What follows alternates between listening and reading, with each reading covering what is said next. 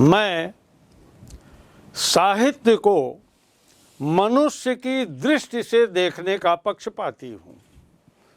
जो वाकजाल मनुष्य को दुर्गतिहीनता और परमुखापेक्षिता से बचा न सके, जो उसकी आत्मा को तेजोदीप्त न बना सके, जो उसके हृदय को पर दुख कातर और संवेदनशील न बना सके, उसे साहित्य कहने में मुझे संकोच होता है।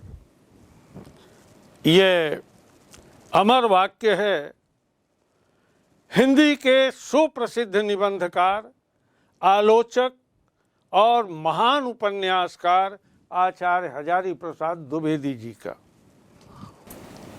आचार्य हजारी प्रसाद द्विवेदी जी का जन्म 19 अगस्त 1907 ईस्वी को उत्तर प्रदेश के बलिया जिले के आरत दुबे का छपरा ओझवलिया नामक गांव में हुआ था। इनके पिताजी का नाम श्री अनमोल द्विवेदी और माताजी का नाम श्रीमती ज्योतिषमती था। इनका परिवार ज्योतिष विद्या के लिए प्रसिद्ध था। इनके पिता पंडित अनमोल द्विवेदी संस्कृत के मूर्धन्य विद्वान थे। आचार्य हजारी प्रसाद जी का बचपन का नाम वैद्यनाथ द्विवेदी था। द्विवेदी जी की प्रारंभिक शिक्षा गांव के स्कूल में हुई। उन्होंने सन 1920 में बसरिकापुर के मिडिल स्कूल से प्रथम श्रेणी में मिडिल की परीक्षा उत्तीर्ण की। इसके बाद आचार्य जी ने गांव के निकट ही पराशर ब्रह्मचर्य आश्रम में संस्कृत का अध्ययन आरंभ कर दिया। सन 1923 में विद्याध्ययन के लिए काशी आए। वहाँ रणवीर संस्कृत पाठशाला कमच्छा से प्रवेशिका प्रथम श्रेणी में उत्तीर्ण की। सन 1927 में हाई स्कूल की परीक्षा उत्तीर्ण की। इसी वर्ष भगवती देवी जी से इनका पाणिग्रहण संस्कार संपन्न हुआ। सन 1929 में इंटरमीडिएट और संस्कृत साहित्य में शास्त्री की परीक्षा उत्तीर्ण की। सन 1930 में ज्योतिष विषय में आचार्य की उपाधि प्राप्त की। शास्त्री और आचार्य दोनों ही परीक्षाओं में इन्हें प्रथम श्रेणी प्राप्त हुई। द्विवेदी जी का व्यक्तित्व बहुत ही प्रभावशाली और स्वभाव अत्यंत सरल और उदार था। 8 नवंबर 1930 से द्विवेदी जी ने शांति निकेतन में हिंदी का अध्यापन प्रारंभ किया। वहाँ गुरुदेव रविन्द्रनाथ टैगोर तथा आचार्य क्षितिमोहन सेन के प्रभाव से साहित्य का गहन अध्ययन प्रारंभ किया तथा अपना स्वतंत्र लेखन भी व्यवस्थित रूप से प्रारंभ कर दिया। 20 वर्षों तक शांति निकेतन में अध्यापन के उपरांत द्विवेदी जी ने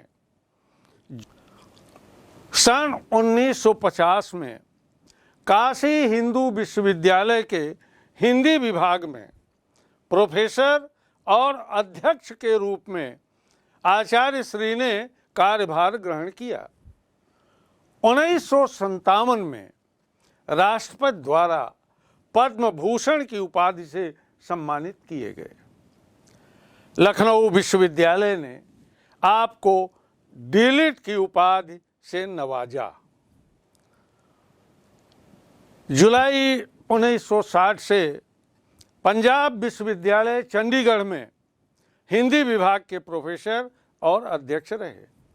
अक्टूबर 1967 में पुनः काशी हिंदू विश्वविद्यालय में हिंदी विभागाध्यक्ष होकर लौटे। मार्च 1968 में विश्वविद्यालय के रेक्टर पद पर आपकी नियुक्ति हुई। 25 फरवरी 1970 को इस पद से मुक्त हुए। कुछ समय के लिए हिंदी का ऐतिहासिक व्याकरण योजना के निदेशक भी बने रहे। कालांतर में उत्तर प्रदेश हिंदी ग्रंथ अकादमी के अध्यक्ष तथा 1972 से आजीवन उत्तर प्रदेश हिंदी संस्थान लखनऊ के उपाध्यक्ष पद पर रहे। 4 फरवरी सन 1979 को पक्षाघात के शिकार हुए और 19 मई 1979 को ब्रेन ट्यूमर से दिल्ली में आपका महाप्रयाण हो गया। हिंदी का यह मूर्धन्य विद्वान अपना अमूल्य साहित्य सौंप कर सदा सदा के लिए चिर निद्रा में लीन हो गया। आचार्य हजारी प्रसाद द्विवेदी एक और समर्थ आलोचक हैं, एक और सशक्त उपन्यासकार हैं, एक और अनुवादक हैं, एक और ललित निबंधकार हैं। अगर उनके व्यक्तित्व और कृतित्व को देखें तो आचार्य हजारी प्रसाद द्विवेदी बहुमुखी प्रतिभा संपन्न विद्वान रहे हैं। आइए हम उनकी रचनाओं को देखें। उन्होंने जो आलोचनात्मक ग्रंथ लिखे हैं तो सूर साहित्य ये 1936 में प्रकाशित हुआ। हिंदी साहित्य की भूमिका सन 1940 में। प्राचीन भारत के कलात्मक विनोद ये 1952 में प्रकाशित हुआ। कबीर बहुत प्रसिद्ध ग्रंथ है आचार्य हजारी प्रसाद द्विवेदी जी का, ये 1942 में प्रकाशित हुआ। नाथ संप्रदाय काफ़ी गहन अध्ययन किया था। सिद्ध, नाथ और जैन तीनों साहित्य और तीनों दर्शन का अध्ययन आचार्य हजारी प्रसाद द्विवेदी जी ने किया था। इनके समग्र साहित्य में यत्र तत्र आपको देखने को मिल जाएंगे। तो नाथ संप्रदाय ग्रंथ जो है यह 1950 में प्रकाशित हुआ। इसके बाद हिंदी साहित्य का आदिकाल ये 1952 में प्रकाशित हुआ। आधुनिक हिंदी साहित्य पर विचार ये 1949 में प्रकाशित हुआ। आलोचनात्मक ग्रंथों में ही साहित्य का मर्म यह 1949 में प्रकाशित हुआ।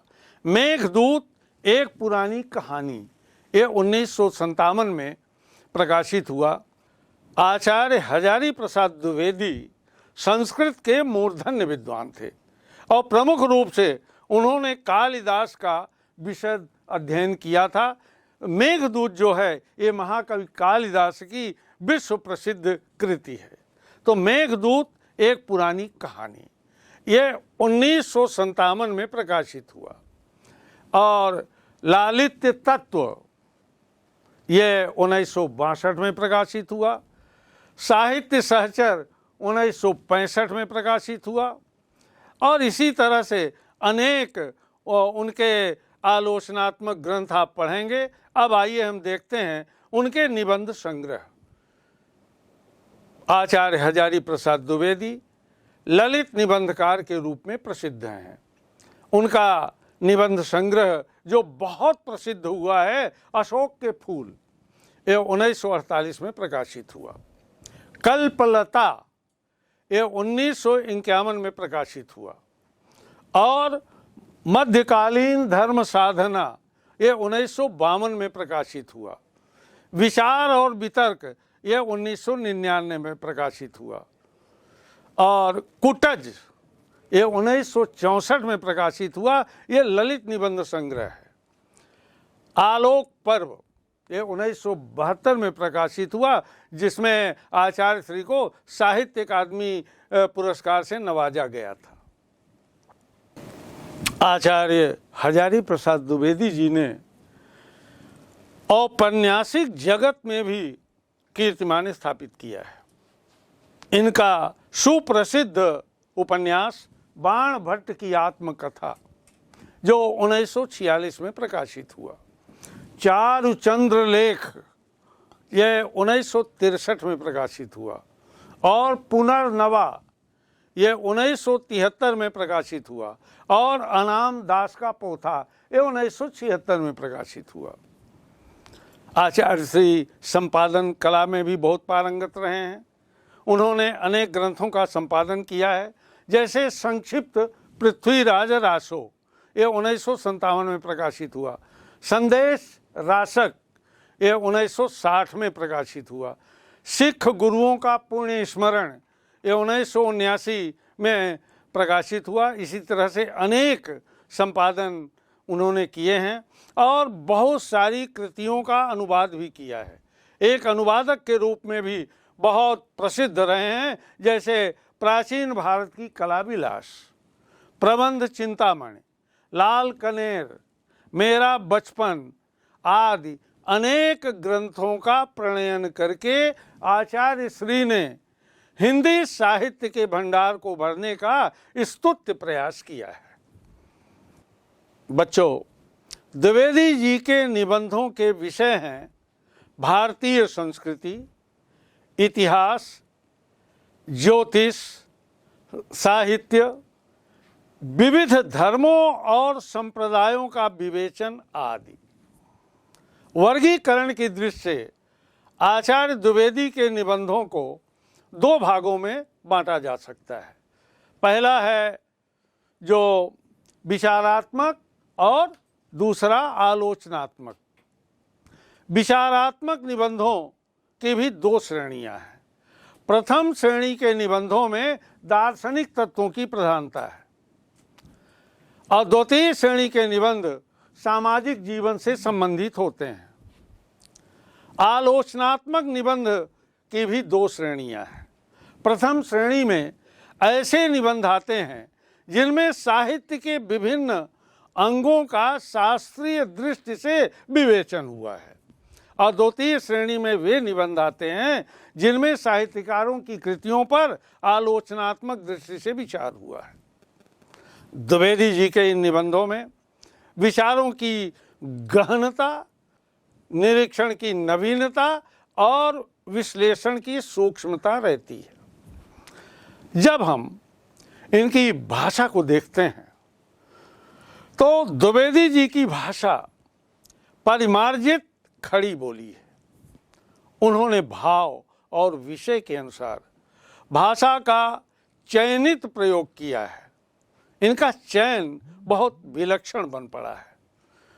आपकी भाषा के दो रूप दिखाई देते हैं, एक तो प्रांजल व्यवहारिक भाषा और दूसरा है संस्कृत निष्ठ शास्त्रीय भाषा। प्रथम रूप द्विवेदी जी के सामान्य निबंधों में मिलता है और इस प्रकार की भाषा में उर्दू और अंग्रेजी के शब्दों का समावेश हुआ है। द्वितीय शैली उपन्यासों और सैद्धांतिक आलोचना के क्रम में परिलक्षित होती है। द्विवेदी जी की विषय प्रतिपादन की शैली अध्यापकीय है। वे पूरे जीवन अध्यापक बने रहे। शास्त्रीय भाषा रचने के दौरान प्रवाह खंडित नहीं होता। उनकी भाषा भी आचार्यत्व की गरिमा से मंडित है। जहाँ तक शैली का प्रश्न है, आचार्य श्री की शैली के चार रूप मिलते हैं। पहला है गवेषणात्मक शैली। गवेषणात्मक शैली में चिंतन प्रधान और आलोचनात्मक निबंध लिखे गए हैं। गवेषणापूर्ण, बुद्धिमत्तापूर्ण, बहुत गंभीर और चिंतन प्रधान। यह शैली द्विवेदी जी की प्रतिनिधि शैली है। इस शैली की भाषा संस्कृत प्रधान और अधिक प्रांजल है। दूसरा है वर्णनात्मक शैली। द्विवेदी जी की वर्णनात्मक शैली अत्यंत स्वाभाविक एवं रोचक है। इस शैली में हिंदी के शब्दों की प्रधानता है। साथ ही संस्कृत के तत्सम और उर्दू के प्रचलित शब्दों का भी प्रयोग हुआ है। वाक्य अपेक्षाकृत बड़े हैं, काफ़ी बड़े वाक्य हो गए हैं। और तीसरी है व्यंग्यात्मक शैली। द्विवेदी जी के निबंधों में व्यंग्यात्मक शैली का बहुत ही सफल और सुंदर प्रयोग हुआ है। इस शैली में भाषा चलती हुई और उर्दू फारसी आदि के शब्दों का प्रयोग मिलता है। और व्यास शैली, इस प्रकार आचार्य श्री की भाषा शैली पर चिंतन करने के बाद आइए हम निबंधों की विषय वस्तु देखें। आचार्य हजारी प्रसाद द्विवेदी का साहित्य कर्म भारतवर्ष के सांस्कृतिक इतिहास की रचनात्मक परिणति है। हिंदी, संस्कृत, प्राकृत, अपभ्रंश बंगला आदि भाषाओं का प्रयोग इनके साहित्य में हुआ है। आचार्य जी के साहित्य के साथ जो है इतिहास है, संस्कृति है, धर्म और दर्शन है, साथ ही आधुनिक ज्ञान विज्ञान की व्यापकता और गहनता में पैठ कर डूब कर उनका अगाध पांडित्य नवीन मानवतावादी सर्जना और आलोचना की क्षमता लेकर प्रकट हुआ है। वे ज्ञान को बोध और पांडित्य की सहृदयता में ढालकर एक ऐसा रचना संसार हमारे सामने उपस्थित करते हैं जो विचार की तेजस्विता, कथन में लालित्य और बंध की शास्त्रीयता का संगम है। इनकी रचनाओं में विचार की तेजस्विता माने विचार, चिंतन और कथन में वाणी में लालित्यपूर्ण भाषा का प्रयोग और बंध की शास्त्रीयता, जो काव्यशास्त्र का नियम है, काव्यशास्त्र के बंधन है, जो शास्त्रीय बंधन है, उन सबका प्रयोग हुआ है। इसीलिए इसे तेजस्विता और लालित्य और बंध की शास्त्रीयता का संगम कहा गया है। इस प्रकार उनमें एक साथ संत कबीर, विश्व कवि रविन्द्रनाथ टैगोर व धर्मध्वज लोकनायक तुलसी एकाकार हो उठते हैं। उनके सृजन की मूल चेतना जो है वो विराट मानवतावाद है। बच्चों, आपके पाठ्यक्रम में आचार्य हजारी प्रसाद द्विवेदी का शिरीष के फूल ललित निबंध है, जो उनके कल्पलता संग्रह से लिया गया है।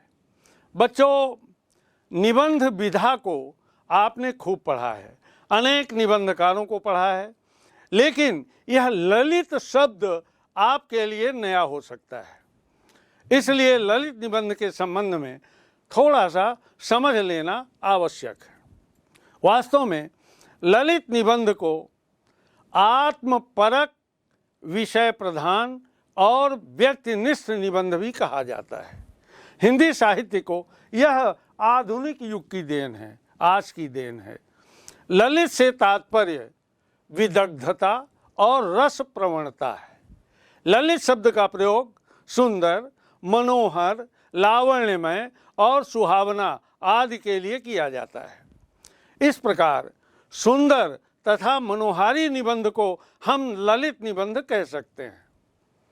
ललित निबंध को परिभाषित करते हुए श्री सच्चिदानंद हीरानंद वात्स्यायन अज्ञेय जी का कहना है कि कोई विशेष मनोदशा जब अपने को प्रकट करने के लिए एक लीला भाव अपनाए, जब निबंध में प्रस्तुत की गई वस्तु का चयन और नियोजन राग रंजित दृष्टि से किया जाए, तभी रचना के लालित्य को महत्व का स्थान दिया जाएगा और तभी निबंध ललित निबंध कहा जाएगा। ये अज्ञेय जी का विचार है। एक और सुप्रसिद्ध ललित निबंधकार कुबेर नाथ राय का मानना है कि विषय के आसपास शिव के नंदी की भांति मुक्त चरण और विचरण ललित निबंध है। विख्यात निबंधकार नर्मदा प्रसाद उपाध्याय ललित निबंध की व्याख्या करते हुए कहते हैं कि ललित वह है जो मनुष्यता को ललित करने के लिए प्रयुक्त हो, वह कोमल कांत पदावली की तरह न हो, वह पौरुषेय हो, ज्वलित और अपने समय के सवालों से जूझने वाला भी हो। वास्तव में ललित निबंध मन की सुंदर उड़ान के साथ साथ मन की सुंदर उड़ान के साथ ही समय की वास्तविक चेतना से भी जुड़ा होता है। ललित निबंध अपने लालित्य से पाठकों को सम्मोहित करता है। लालित्य उसकी आत्मा होती है। इसमें लेखक का समूचा व्यक्तित्व समाया होता है। रागात्मकता और सौंदर्य निष्ठा का ललित निबंध में होना परमावश्यक है। प्रभावोत्पादकता, विचार, परंपरा और हृदय का माधुर्य इसमें विद्यमान होता है। कल्पना के साथ अनुभूति की तीव्रता और गहनता के कारण पाठक इन निबंधों में सराबोर हो जाते हैं, डूब जाते हैं। भाषा का लावण्य और शैली की रोचकता ललित निबंधों के मुख्य लक्षण हैं। ललित निबंधों की भाषा गीत के समान लयबद्ध, कभी छंदोमय, कभी निजी बातचीत के समान होती है। कभी ऐसा लगता है कि हम गीत पढ़ रहे हैं और कभी ऐसा लगता है कि हम छंद पढ़ रहे हैं। माने लय, छंद, ताल इस तरह की होती है। और कभी कभी ऐसा लगता है कि हम निजी बातचीत कर रहे हैं। इसीलिए आचार्य महावीर प्रसाद द्विवेदी ने ललित निबंध के संबंध में कहा है कि जो निबंध एक साथ काव्य और शास्त्र दोनों हों, जो निबंध एक साथ काव्य और शास्त्र दोनों हों, वो ललित निबंध है। इसमें लेखक की सृजनधर्मिता, अभिरुचि, उदात्तता और वैचारिकता, मानवीयता, सहजता और सूत्रबद्धता का सम्मोहक मिश्रण होता है। अच्छा बच्चों, अनेक ललित निबंधकार हैं हिंदी साहित्य में जिन्होंने कीर्तिमान स्थापित किया है। उसमें से प्रमुख हैं आचार्य हजारी प्रसाद द्विवेदी जी के अतिरिक्त बाबू गुलाब राय, जिनका ग्रंथ है मेरी असफलताएं, ये ललित निबंध है। डॉक्टर रामधारी सिंह दिनकर, इनका ललित निबंध संग्रह बहुत प्रसिद्ध हुआ था, रेती के फूल। प्रभाकर माचवे जी का खरगोश की सींग और डॉक्टर विद्यानिवास मिश्र का चितवन की छां, तुम चंदन हम पानी, कई निबंध संकलन है उनके। कुबेरनाथ राय का सर्व प्रतिष्ठित और सुप्रसिद्ध जो ललित निबंध संकलन है प्रिया नीलकंठी। विवेकी राय का अमंगल हारी। राम वृक्ष बेनीपुरी का सतरंगा इंद्रधनुष और नर्मदा प्रसाद जी उपाध्याय का गुलमोहर गर्मियों के। डॉक्टर श्री राम परिहार रसवंती बोलो तो। आज ललित निबंध उच्च कोटि के हैं। आज भी अनेक निबंधकार ललित निबंध लिख रहे हैं। बच्चों, जब हम आचार्य हजारी प्रसाद द्विवेदी के निबंध साहित्य के चिंतन को देखते हैं, उनकी उद्भावनाओं को देखते हैं, तो आचार्य हजारी प्रसाद द्विवेदी के निबंध साहित्य बड़े महत्व के हैं। कहाँ? साहित्य, दर्शन तथा समाज व्यवस्था संबंधी उनकी कई मौलिक उद्भावनाएं हैं जो मूलतः निबंधों में ही मिलती हैं। पर यह विचार सामग्री पांडित्य की बोझ से आक्रांत होने की जगह उनके बोध से अभिषिक्त है, सहज है, सरल है। अपने लेखन द्वारा निबंध विधा को सृजनात्मक साहित्य की कोट में ला देने वाले द्विवेदी जी के निबंध व्यक्तित्व व्यंजना और आत्मपरक शैली से युक्त हैं।